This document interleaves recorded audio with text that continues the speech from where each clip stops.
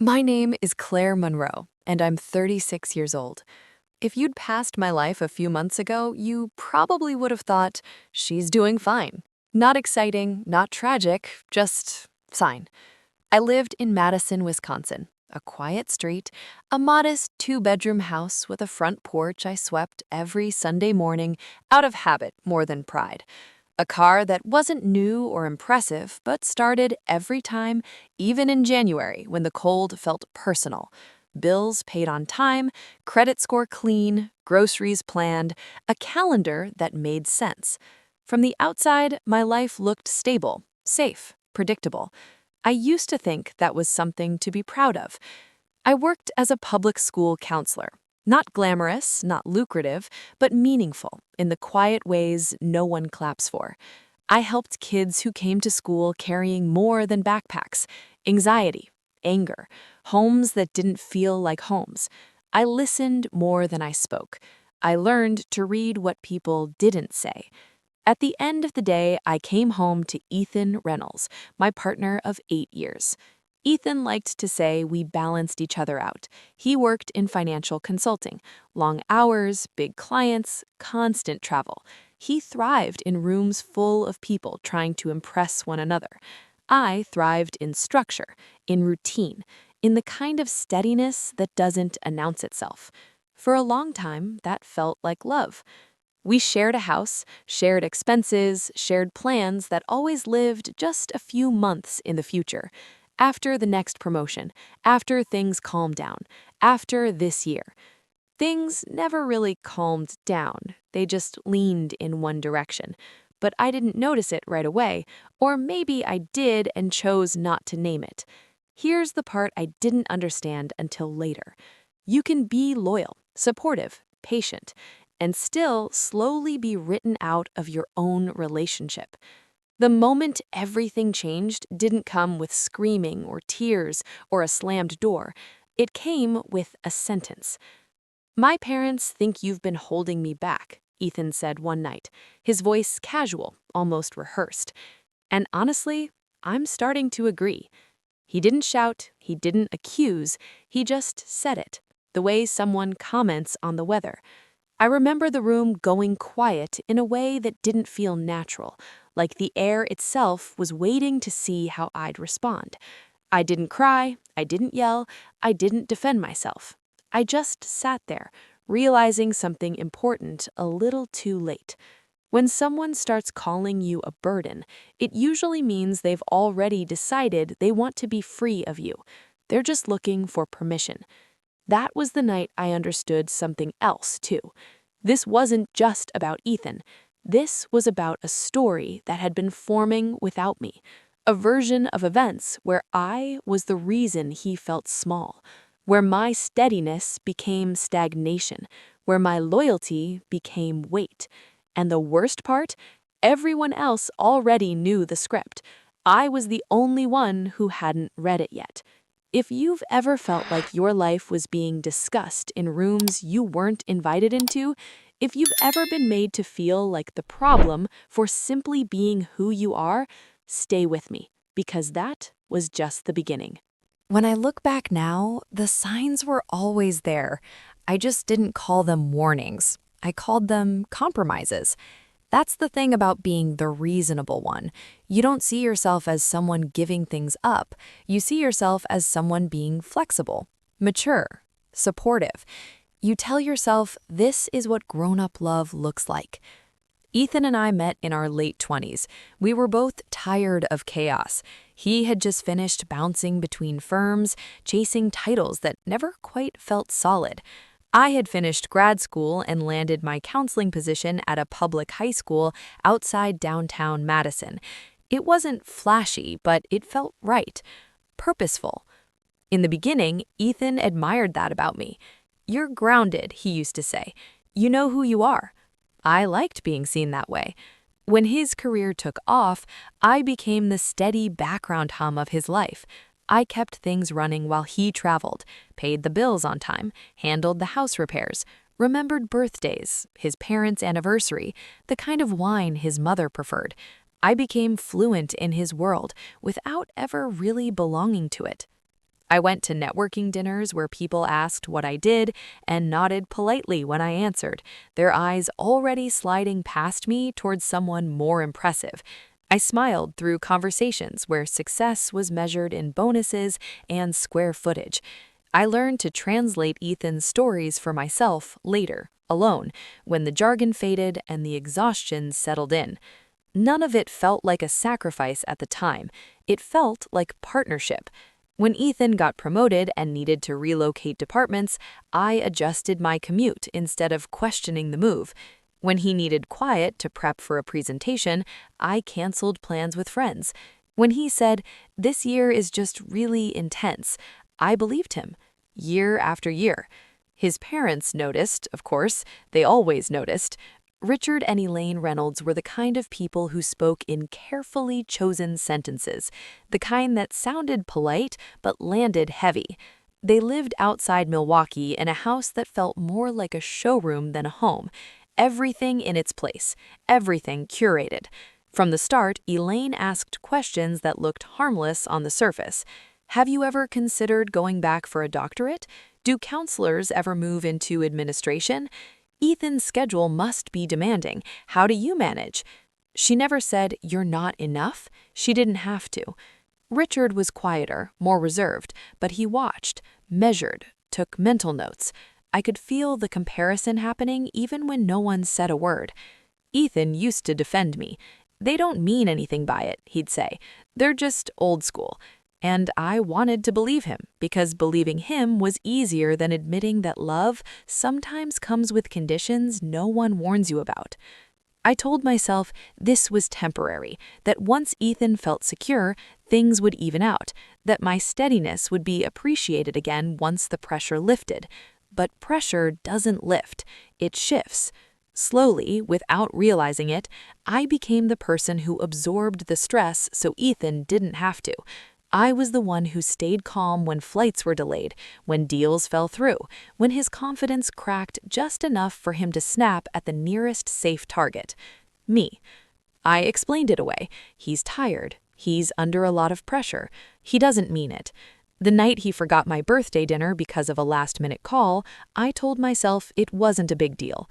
The weekend trip I planned that he canceled because something important came up, I rescheduled without complaint. The way his parents praised him for carrying so much responsibility while never acknowledging the weight I carried alongside him, I swallowed. That's how it happens. You don't wake up one day feeling small. You shrink slowly, quietly, thinking you're just making room for someone else. By the time Ethan started criticizing the pace of my life, the simplicity of it, I had already learned how to make myself less visible, less demanding, less inconvenient. "I just want more," he said once, not angrily, just thoughtfully, "and I don't think you do." I remembered nodding instead of asking the obvious question. More than what? More than stability? More than loyalty? More than someone who stayed?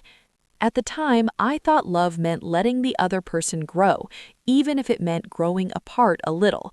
I didn't realize that while I was holding space for Ethan to expand, he was quietly deciding that the space I occupied was too much. I wasn't dramatic. I wasn't demanding. I wasn't loud. I was dependable. And in a world obsessed with ambition, dependability often gets mistaken for weakness.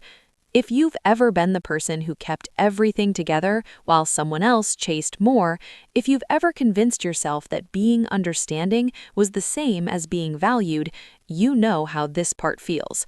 And you also know what comes next, because eventually, patience stops looking like love to the person who's already planning their exit. There's a moment when disappointment turns into something sharper. It's no longer quiet or patient or understanding. It's anger, but not the loud kind, the kind that settles deep in your chest and refuses to be ignored. For me, that moment came gradually, wrapped in casual comments and small dismissals that were easy to brush off one at a time. Ethan didn't wake up one morning and decide I was the problem. He arrived at that conclusion slowly, rehearsing it in pieces until it sounded reasonable even to himself. It started with my job. "I just don't get why you're still there," he said one night while scrolling through emails on his phone. "You're smart. You could be doing something bigger." Bigger, as if helping teenagers navigate panic attacks in broken homes was somehow small. I reminded him, gently, that I liked my work, that it mattered to me, that fulfillment didn't always come with a corner office or a bonus structure.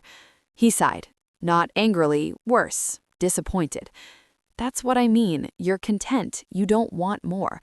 The way he said content made it sound like a flaw. After that, everything I did seemed to fall under quiet review. The house wasn't upgraded enough. My clothes were fine, but not impressive. The way I talked about my day felt repetitive to him, like a story he'd already outgrown. And then there were his parents.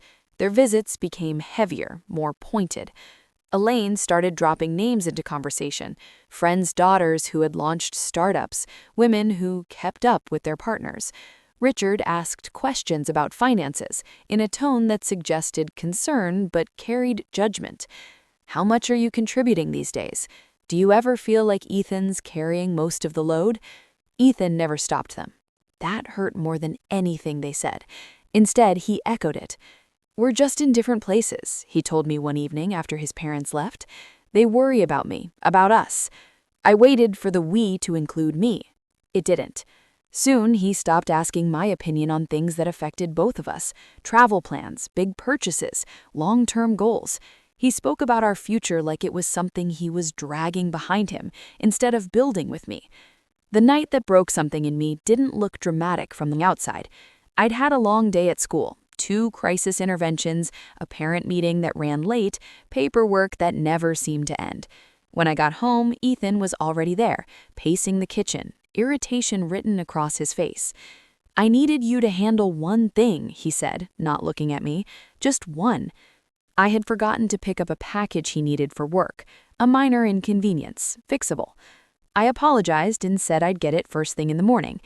"That's the problem. You're always behind. I can't rely on you the way I need to." Something in me went still. "Behind what?" I asked. "Your schedule? Your expectations? Your parents?" He turned to me then, eyes cold in a way I hadn't seen before. "Your parents think you're a burden. And honestly, I'm starting to agree." The word hit harder than any insult ever could. Burden. Not partner, not equal, not even inconvenience. Burden implies weight, something you carry out of obligation, something that slows you down. I felt heat rush to my face, followed by a strange calm, like my body knew this moment had been coming and had already decided how to survive it. I didn't raise my voice. I didn't cry. "I work. I contribute. I support you. I've built my life around stability, not spectacle. If that makes me a burden to you, that says more about you than me." He looked irritated, not ashamed. "You're so passive," he said. "You just accept things. That's the problem." No, the problem wasn't that I accepted things. The problem was that he had accepted a version of reality where I existed to make his life easier and nothing more. That night, I slept in the guest room, not out of spite, out of clarity. The next morning, he acted like nothing had happened, kissed my cheek, grabbed his coffee, left for work. I stood in the doorway long after the door closed, replaying his words until they lost their shock and revealed their truth. This wasn't a moment of frustration. It was a belief he had been carrying for a long time. And once someone decides you're the weight holding them back, they stop seeing your loyalty as love. They start seeing it as something they're entitled to shed. That's when anger finally arrived. Not explosive, not reckless, focused. Because I realized something important. People don't call you a burden unless they're already planning to leave, and they need you to take the blame with them. After Ethan called me a burden, something fundamental broke. Not loudly, not at all at once. It was quieter than that, like a hairline crack spreading through glass.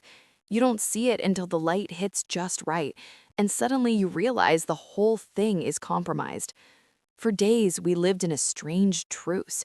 We spoke about logistics, groceries, schedules, who would take the car for an oil change. We avoided the word burden like it was radioactive, but it hovered between us anyway. unspoken and heavy. I told myself I could endure it, that maybe this was just a low point, that relationships go through phases. I had counseled enough teenagers through rough patches to know that people say terrible things when they feel trapped. But there's a difference between feeling trapped and deciding who gets blamed for it.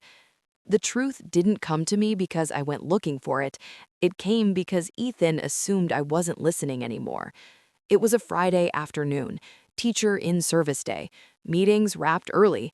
I came home an hour sooner than usual, the house quiet in that midday way that makes everything feel slightly unreal.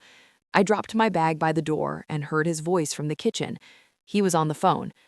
"I know," he said, low and controlled. "I've tried, but you and Dad are right. This can't keep going." I froze. "I can't keep carrying this," he continued. "She's comfortable. She doesn't want more. And I can't build the life I want if I'm dragging someone who's fine standing still." Dragging. My hand tightened around my keys until they bit into my palm. There was a pause. I imagined Elaine on the other end, murmuring encouragement, validating him, shaping the narrative he was already rehearsing. "Yes," Ethan said. "Sunday dinner is perfect. We can finally talk about everything, get it out in the open." He laughed softly, the sound of someone relieved to be understood. When the call ended, I stepped back into the hallway before he could see me. My heart was pounding so hard, it felt like it might give me away. I waited until he left the room, then slipped into the guest bedroom and closed the door. I sat on the edge of the bed and stared at the wall, the realization settling in layers. This wasn't just resentment. This was preparation. He wasn't struggling. He was staging something, a conversation, an ending, a version of events where he emerged reasonable and regretful, and I emerged as the obstacle he had bravely outgrown. That was the moment the despair truly hit. Not because he was unhappy, but because he was willing to humiliate me publicly to justify leaving. I didn't cry right away. My body went cold instead, like it was conserving energy for something it didn't yet understand. I replayed the last few months in my head with new clarity. The late nights, the sudden trips, the way his phone never left his hand anymore. And then another thought surfaced, slow and unwelcome. What if I wasn't the only thing he was replacing? The idea made my stomach drop. I didn't confront him. I didn't slam doors or demand explanations. Despair has a way of stripping theatrics away. I needed facts, not feelings. That night, while Ethan showered and hummed to himself like nothing was wrong, I sat on the guest bed and made a list. Travel dates, cities, conferences he'd mentioned in passing, hotels he liked to brag about because they felt upscale. The next morning, I reached out to someone I hadn't spoken to in years, Mark Caldwell, a college friend turned private investigator. We'd stayed loosely connected over time, exchanging the occasional message. I never imagined I'd be calling him for this. "I need you to look into something," I said when he answered. My voice sounded steady, even to me. "Travel records, expenses, anything that doesn't line up." There was a pause. "Claire, are you sure you want to know?" "Yes," I said. "I already don't." 2 days later, he sent me a file. It wasn't dramatic, no incriminating photos, no hotel room footage, just data, receipts, patterns, upgraded hotels on trips that were supposed to be standard, dinner charges clearly meant for two, extended stays in cities where meetings had ended early, and one name that appeared again and again: Morgan Hale. A former colleague, a familiar name, one Ethan's parents had mentioned more than once in that admiring tone reserved for people they made proud. My hands shook as I scrolled, not because of the affair itself, that hurt, yes, but because of the timing. It had started 4 months ago, the same month Ethan began criticizing everything about me, the same month I became, in his words, comfortable. That's when the despair fully settled in. He hadn't drifted away and then cheated. He had cheated and then rewritten me as the problem so he wouldn't have to face what he'd done. I sat there for a long time, the house quiet around me, feeling like the ground had disappeared beneath my feet. 8 years reduced to a narrative adjustment, loyalty turned into liability, stability recast as stagnation. I wanted to scream, to confront him, to demand how long he thought he could lie to my face. Instead, I did something unexpected. I stopped. Because for the first time since this began, I saw the situation clearly. This wasn't a misunderstanding. It wasn't a rough patch. It was a deliberate erasure. And once someone decides to erase you, begging them to remember isn't power, it's surrender. That night, I slept without rest. My mind kept circling one thought, over and over, like a warning bell I couldn't turn off. If Ethan wanted a stage, he wasn't getting it on his terms. Not anymore. There's a moment after devastation when emotion burns itself out. It doesn't feel empowering at first. It feels empty, flat, like standing in a room after a fire has passed through. Everything's still there, but changed. That was where I found myself. I didn't wake up angry. I didn't wake up heartbroken. I woke up clear. The shock had done its damage. The despair had finished its work. What remained was something colder, steadier, a kind of quiet focus I'd never felt before. I wasn't numb. I was alert. Ethan went on as if nothing had changed. He made coffee, he checked his phone, he talked about Sunday dinner like it was just another family obligation, instead of the carefully timed performance I now knew it was meant to be. I played my part. I nodded when he spoke. I responded when necessary. I didn't ask questions that would tip him off. I didn't challenge the story he was still rehearsing in his head. I let him believe I was unaware, still confused, still behind. There is power in being underestimated.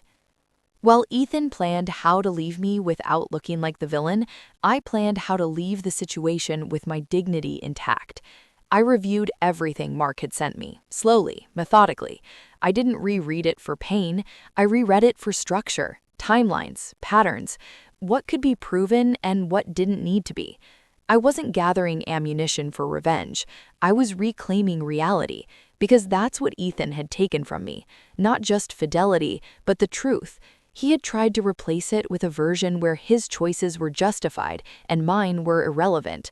I wouldn't let that stand.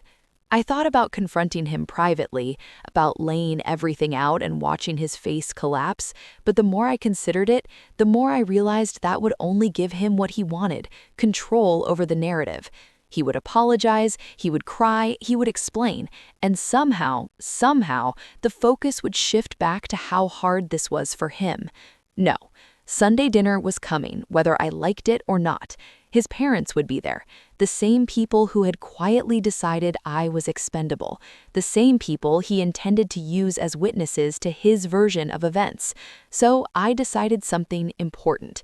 If there was going to be a conversation, it wasn't going to happen behind closed doors, where truth could be softened or reshaped. It was going to happen in the open, where words couldn't be taken back, and silence would speak just as loudly.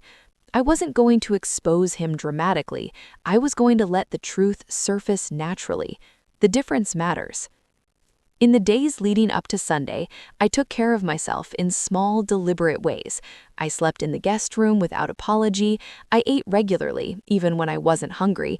I went to work and did my job well, grounding myself in the familiar rhythm of other people's needs. I didn't tell anyone what I knew, not my friends, not my coworkers.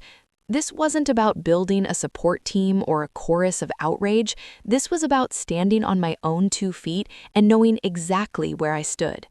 When Ethan asked if I was okay, I said, I'm fine. And for the first time in weeks, it wasn't a lie. Fine didn't mean healed. Fine meant ready. I thought about what I wanted, not from him, but from myself. I didn't want to beg. I didn't want to scream. I didn't want to convince anyone I was worthy of staying. I wanted to leave without shrinking. The night before Sunday dinner, I laid out a simple outfit. Nothing flashy, nothing apologetic. Something that felt like me. The version of me that existed before I started editing myself to fit someone else's ambitions. As I zipped the dress, I caught my reflection in the mirror and paused. For months, I had been bracing, waiting for Ethan to decide my value, waiting for his parents to confirm what I feared they already believed. I wasn't waiting anymore. Whatever happened next wasn't about saving the relationship. It wasn't even about justice in the traditional sense. It was about refusing to be rewritten as a cautionary tale in someone else's success story. If Ethan wanted a clean break, he wasn't going to get it by quietly turning me into the problem. He was going to have to face what he'd done, and so was everyone else who helped him believe it was acceptable. I didn't know exactly how the night would unfold, but for the first time since this began, I wasn't afraid of it. Because clarity does something powerful when it finally arrives. It reminds you that you still have agency. And once you remember that, control stops being something you fight for. It becomes something you simply take back. Sunday dinner took place at Ethan's parents' house just outside Milwaukee. The kind of place designed to impress. Wide driveway, carefully trimmed hedges, windows that glowed warm before you even stepped inside. Everything about it said, "Success lives here." Ethan drove. He was unusually upbeat, humming along to the radio like this was a milestone instead of a reckoning. He glanced at me once, smiling in that reassuring way he used when he thought he was doing the right thing. "You okay?" he asked. "I'm fine," I said, and I meant it. Inside, the house was already full. His parents, Richard and Elaine, his sister, Hannah, and her husband, an aunt I'd met twice before. Wine glasses clinked, laughter rose and fell. It felt like a scene from a catalog, effortlessly perfect, warmly curated. Elaine hugged me and commented on my dress in a tone that managed to sound both kind and conclusive, like she was saying goodbye to something she'd already written off. Richard nodded politely, his eyes steadying me with a seriousness that made my shoulders straighten. We sat down to eat. Small talk filled the first part of the meal. Traffic, work travel, Hannah's kids. I answered questions calmly, evenly, like someone who knew she didn't need to audition anymore. Halfway through the main course, Ethan cleared his throat. The sound cut clean through the room. "So," he said, glancing at his parents before looking at me, "I think it's time we talk about something important." There it was. Elaine's face softened, ready to witness what she likely believed was a thoughtful, difficult conversation. Richard leaned back in his chair, hands folded. Ethan took a breath. "Claire and I have been having some conversations about our future, about whether we want the same things." I kept my eyes on my plate. "I've been doing a lot of thinking about ambition, about growth, and I'm realizing that maybe we're just in different places." Hannah shifted uncomfortably. Elaine nodded as if this confirmed something she'd suspected all along. "I need a partner who wants more, who's driven to build something bigger, and I don't know if—" "Ethan?" Richard's voice cut in, calm but firm. Ethan blinked. "Dad, I'm just trying to—" "No," Richard said, setting his fork down. "Before you say anything else, there's something I need to ask you." The table went still. "What?" Ethan asked, irritation creeping into his tone. Richard looked at him steadily. "Who is Morgan Hale?" The color drained from Ethan's face so quickly it was almost impressive. "What?" He laughed weakly. "She's a colleague. Why?" Elaine's hand tightened around her wineglass. "A colleague," Richard repeated. "The same colleague you've been sharing upgraded hotel rooms with on work trips?" Silence dropped like a curtain. "That's not—" Ethan started. "And the same colleague you've been having dinner with repeatedly on nights billed as client meetings?" Richard continued, his voice even, relentless. "Care to explain that?" Elaine's glass slipped from her hand and clinked against her plate. Hannah froze mid-bite. Ethan looked around the table, searching for support and finding none. "This is ridiculous," he said, his voice too loud. "You're blowing things out of proportion." "I didn't come to this lightly," Richard said. "After Claire called me on Friday and asked whether I truly believed she was the burden, I realized I needed to question why I thought that." He paused, his eyes never leaving his son. "And the only evidence I had," he said slowly, "came from you." Ethan swallowed. "So I looked closer at your travel records, your expenses, your company's reimbursement policies. I still know people there, Ethan. That doesn't stop just because I'm retired." Elaine turned toward him sharply. "Richard?" He said, "I found patterns, and I found Morgan's name attached to them more often than coincidence allows." Ethan pushed his chair back slightly. This is completely inappropriate. What's inappropriate is letting your family believe your partner is the problem while you're having an affair. The word hung in the air. Affair. Elaine's face crumpled. Hannah's eyes widened in disbelief. Is it true? Hannah asked, quietly. Ethan, tell me it's not true. Ethan opened his mouth, closed it, then laughed again, brittle and hollow. It's not what you think. I finally looked up. You upgraded hotels on company time. You booked dinners for two. You extended trips that didn't require it. And you started criticizing me the same month it began. Every head at the table turned toward me. You knew? Ethan whispered. Yes, I said. I found out before tonight. Elaine covered her mouth with trembling fingers. You were planning to explain our breakup to your family, I continued, my voice steady beside the pounding in my chest. You just didn't plan to include the part where you were already auditioning my replacement. Ethan stared at me like he was seeing me for the first time. That's not fair, he weakly said.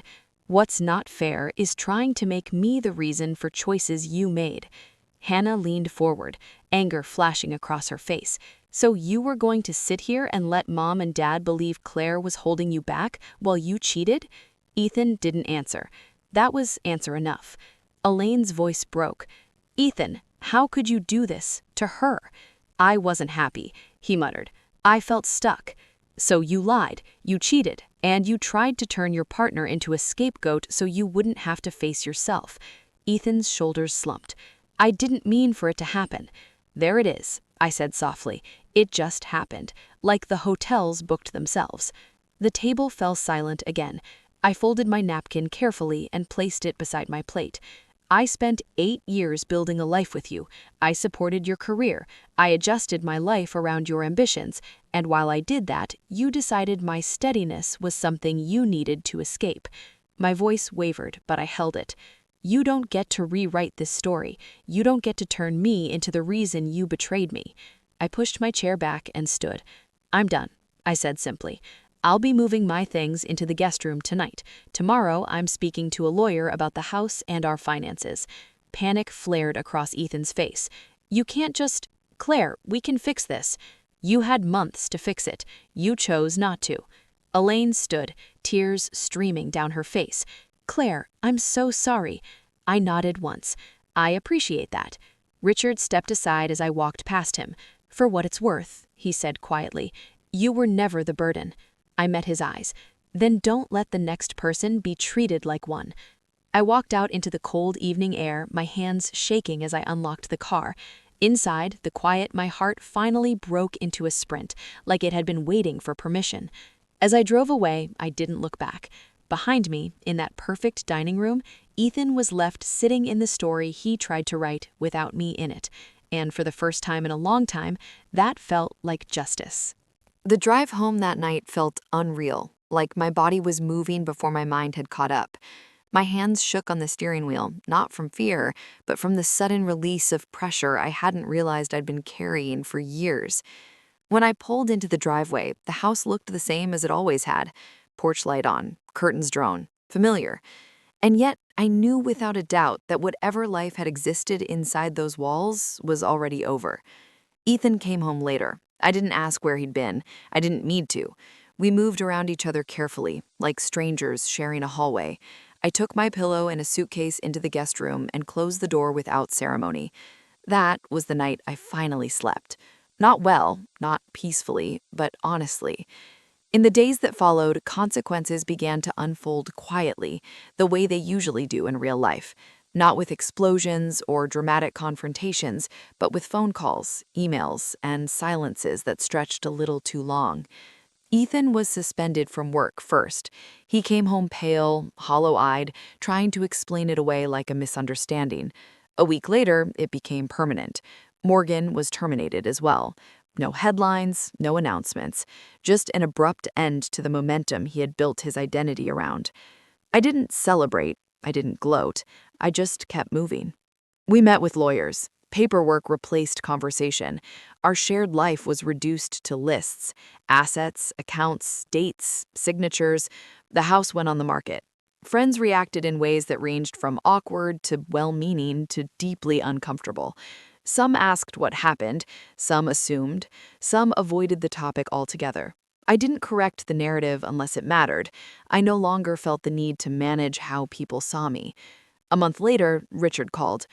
"I owe you another apology," he said quietly, "for believing the wrong story." I thanked him. It mattered more than I expected it to. Elaine sent a text a few days after that. Short, careful, apologetic. I replied politely and muted the thread. Forgiveness doesn't require continued access. 2 months after the dinner, the house sold. Ethan moved into a small apartment closer to his sister. I moved into a modest place near my school. Smaller, brighter, mine. The first night alone, I sat on the living room floor surrounded by boxes and drank lukewarm coffee from a chipped mug. The silence didn't feel lonely. It felt clean. For a long time, I had confused tension with purpose. I thought the low hum of anxiety meant I was needed. Without it, I discovered something unexpected. Peace has weight too. I threw myself into work, not as an escape, but as a return. My students noticed the change before I did. I laughed more. I listened without bracing. I stopped checking my phone during lunch like I was waiting for something to go wrong. On weekends, I started doing things without justifying them. Long walks through unfamiliar neighborhoods, sitting in bookstores for hours, taking a pottery class even though I was terrible at it. Letting myself be bad at something felt revolutionary. One afternoon, Ethan asked if we could meet for closure. We met at a quiet cafe 2 towns over. He looked thinner, smaller somehow, like a person who had finally stopped performing.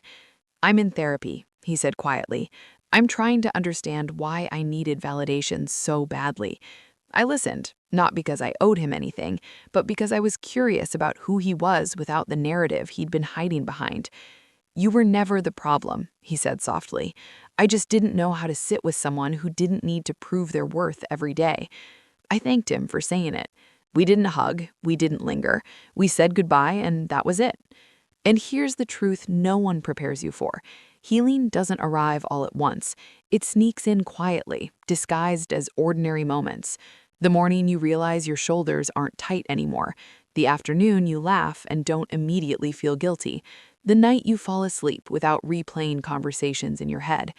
I noticed it one Tuesday morning at school, standing in the hallway juggling quizzes and coffee. The bell rang, students rushed past, someone dropped a binder. Life unfolded, loud and messy and real, and I felt light. Months later, I bought myself a used motorcycle, not because it made sense, not because it was practical, but because I wanted something purely because I wanted it. Learning to ride scared me, and then it thrilled me. Movement became its own kind of therapy. I started journaling again, pages filled with thoughts I'd never allowed myself to finish. Not about Ethan, about me. What I liked, what I believed, what I wanted when no one else was watching. One evening, sitting on my small balcony watching the sun sink behind the buildings, it hit me. I didn't miss him. I missed the version of myself who thought love meant shrinking. Letting go didn't feel like loss anymore. It felt like alignment. A year after the dinner that ended everything, I stood in front of my class talking about ancient civilizations, how they rise, how they fall, how they rebuild. A student raised her hand and asked if people do the same. "Yes," I said, "all the time." And I meant it. I wasn't starting over. I was starting forward. For anyone listening who has ever been called a burden for being steady, for anyone who has been blamed for someone else's choices, you weren't the weight. You were the foundation. And sometimes the bravest thing you can do is walk away and let the truth speak for itself. That's what I did. And for the first time in my adult life, I was free.